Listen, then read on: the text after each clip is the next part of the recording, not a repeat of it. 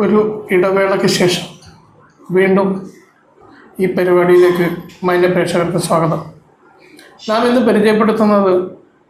പരിചയപ്പെടുത്തുകയല്ല, ശരിക്ക് മലയോര മേഖലയുടെ അഭിമാനമായിരിക്കുന്ന ചെറുപുഴയിലെ വില്ലേജ് ഓഫീസർ ഹരികൃഷ്ണൻ സാറിനെയാണ്.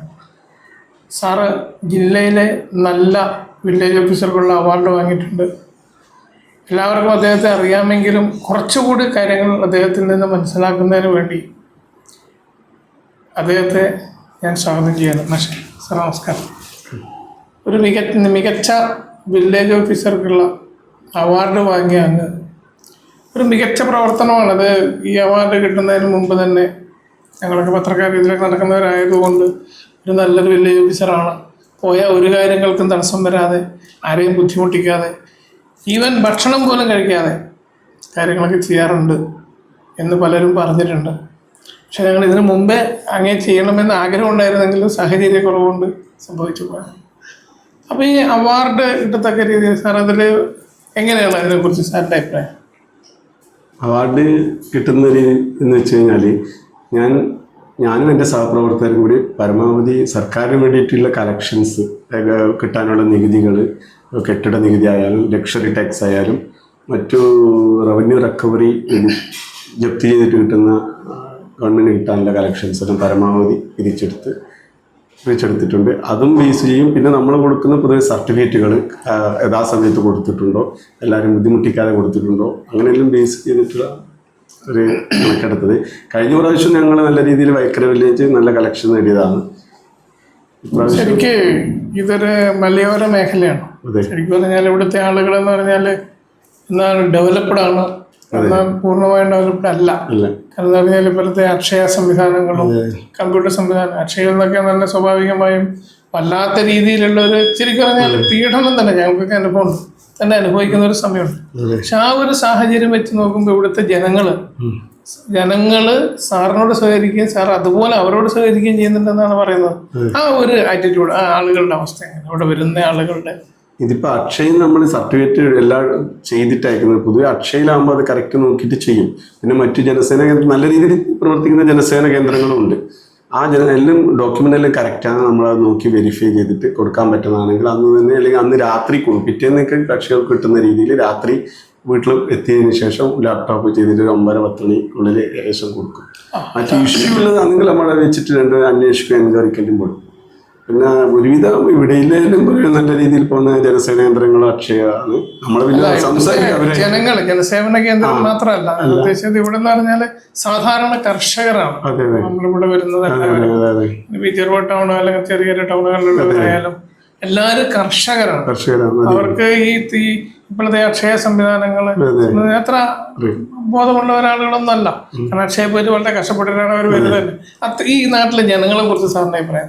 ജനങ്ങൾ വളരെ പാവങ്ങളാണ്, എല്ലാം നല്ല ജനങ്ങളാണ്, പറയുന്നത് അനുസരിക്കുന്നതാണ്. അപ്പം ഞാൻ അഥവാ എല്ലാ ഡോക്യുമെന്റും ഇല്ല എങ്കിൽ ഞാൻ അവരെ നേരിട്ട് വിളിച്ചിട്ട് പറയും, നിങ്ങൾ ഈ ഡോക്യുമെന്റ് ഒന്നും വെച്ചിട്ടില്ല, പറ്റുമെങ്കിൽ അതൊന്ന് കൊടുത്താൽ നമുക്ക് വേഗം തന്നെ സർട്ടിഫിക്കറ്റ് തരാൻ പറ്റും. അത് പറഞ്ഞിട്ടില്ലല്ലോ, അവർ പറഞ്ഞിട്ടില്ല, വീണ്ടും അവർ സമീപിച്ചിട്ട് അവരത് അക്ഷയയിൽ കൊണ്ടു കൊടുത്താൽ നമുക്ക് സർട്ടിഫിക്കറ്റ് കൊടുക്കാൻ പറ്റും. ജനങ്ങളെല്ലാം നല്ല നല്ല ജനങ്ങളാണ്. നല്ല ജനങ്ങളും അങ്ങയെക്കുറിച്ചും ഇതേ ഭാഷ തന്നെയാണ് പറയുന്നത്. നല്ല വലിയ ഓഫീസറാണ്. അത് നമ്മുടെ സുഹൃത്ത് ദിവസം പറഞ്ഞു.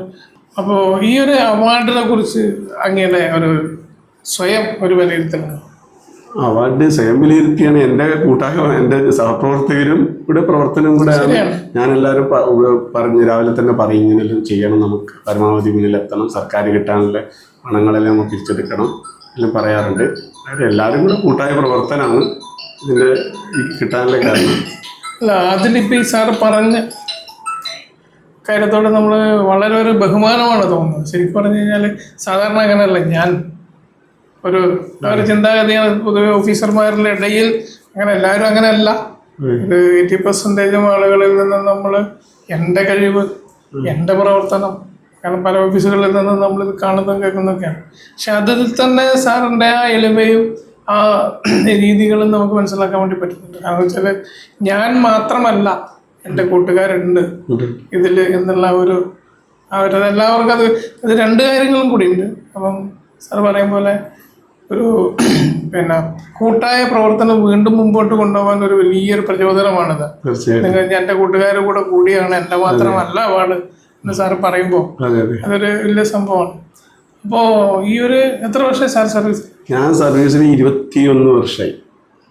21 വർഷത്തിൽ വിദേശത്തായിട്ട് ഇപ്പൊ 3.5 വർഷമായി. അപ്പൊ സാർ ഏത് പോസ്റ്റിലാണ് വന്നത്? ഞാൻ ക്ലർക്കായിട്ടാണ്. ആ വില്ലേജ് ഓഫീസർ ആയതിനു ശേഷമുള്ള കുറച്ച് അനുഭവങ്ങൾ പറഞ്ഞു. വില്ലേജ് ഓഫീസർ മറക്കാൻ പറ്റാത്ത ചില അനുഭവങ്ങൾ ഉണ്ടാവും സ്വാഭാവികമായും, ഏത് ഫീൽഡിലും ഉണ്ടാവല്ലോ. വില്ലേജ് ഓഫീസറായതിനു ശേഷം കുറേ ആളെ നമ്മള് സർട്ടിഫിക്കറ്റ് നോക്കുന്ന സമയത്ത് വരുമാനം നോക്കുമ്പോൾ ചികിത്സ നമുക്ക് അവരെ അന്നേരം വിളിച്ചിട്ട് പറയും എന്നാ ചെയ്ത്, എന്നിട്ട് അവരോട് പറയും മുഖ്യമന്ത്രി ദുരിതാശ്വാസ നിധിയിലുണ്ട്, നിങ്ങൾ അതിന് അപേക്ഷ തരണം, നിങ്ങൾ അക്ഷയ കൊടുക്കണം. അങ്ങനെ കുറേ ആൾക്കാരെ ചികിത്സാ സഹായം കൊടുക്കാൻ സഹായിച്ചിട്ടുണ്ട്. പിന്നെ മറ്റു 24 ചാനൽ അവർ ഇടപെട്ടിട്ട് കുറേയൊക്കെ നമ്മളെ ഇങ്ങനെ കഷ്ടപ്പെടുന്നവരെല്ലാം കണ്ടെത്തിയിട്ട് അവർക്ക് ചാനൽ വീട് കൊടുക്കാനുള്ള ഒരു ഇതാക്കി. പിന്നെ സാമ്പത്തിക സഹായം ചിറ്റിലപ്പള്ളി അവരെ കൊടുക്കേണ്ട ഒരു 24 ചാനലുകൾ അതും കുറേ ആളെ സഹായിച്ചിട്ടുണ്ട്. പിന്നെ പ്രത്യേകമായ പരമാവധി എല്ലാവരും സഹായിക്കാൻ നോക്കി. ഇനി 90% ഞാൻ നല്ല രീതിയിൽ പ്രവർത്തിച്ചു വന്നു. ബാക്കി 10% പറയുമ്പോൾ നമ്മളിപ്പോൾ റവന്യൂ റിക്കവറി ജപ്തി പോകുമ്പോൾ അതിൻ്റെ മാനസിക വിഷമം ഉണ്ടാവും വീട്ടിൽ. അങ്ങനെ തിരിച്ചു വരികയും ചെയ്യും. അതായത് ബാങ്ക് ലോൺ എടുത്ത് കുട്ടികളെ പഠിപ്പിക്കാൻ, ചെറിയ കുട്ടികളും വിധവകളെല്ലാം മറ്റാണെങ്കിൽ നമുക്കത് കാണുമ്പോൾ തന്നെ നമുക്കും മനസ്സിനൊരു വിഷമം വരും. നമ്മൾ തഹസിൽദാർ നിർദ്ദേശിച്ച ജപ്തി ചെയ്യണമെന്ന് നമ്മളത് അവരോട് പറഞ്ഞ് മനസ്സിലാക്കിയിട്ട് തിരിച്ച് വരികയാണ്. അങ്ങനെയുള്ള അനുഭവങ്ങളൊക്കെ ഉണ്ടായിട്ടുണ്ട്. അപ്പോൾ നമുക്കിവിടെ വെച്ച് അവസാനിപ്പിക്കാം. ശരിക്ക് നാട്ടുകാരുടെ ഭാഷയിൽ പറഞ്ഞാൽ സർക്കാരിൻ്റെ അവാർഡിനേക്കാൾ ഉപരി ഒരു ജനകീയനായ ഒരു വില്ലേജ് ഓഫീസർ എന്ന് പറയുന്നതിൽ തെറ്റില്ല. സാധാരണഗതിയിൽ അവാർഡ് എന്നൊക്കെ പറഞ്ഞു കഴിഞ്ഞാൽ അതൊരു പ്രഹസനം പോലെ നമ്മൾ കാണാം. പക്ഷെ ഇതല്ല. ശരിക്കും പറഞ്ഞു കഴിഞ്ഞാൽ അർഹതപ്പെട്ട കൈകളിലേക്ക് തന്നെയാണ് ആ അവാർഡ് എത്തിയിട്ടുള്ളത് എന്ന് നമ്മൾ പറയുന്നു. ഇനിയും ഇതേ പ്രവർത്തനങ്ങൾ നല്ല രീതിയിൽ പോകാൻ വേണ്ടിയിട്ടുള്ള എല്ലാവിധ ആശംസകളും.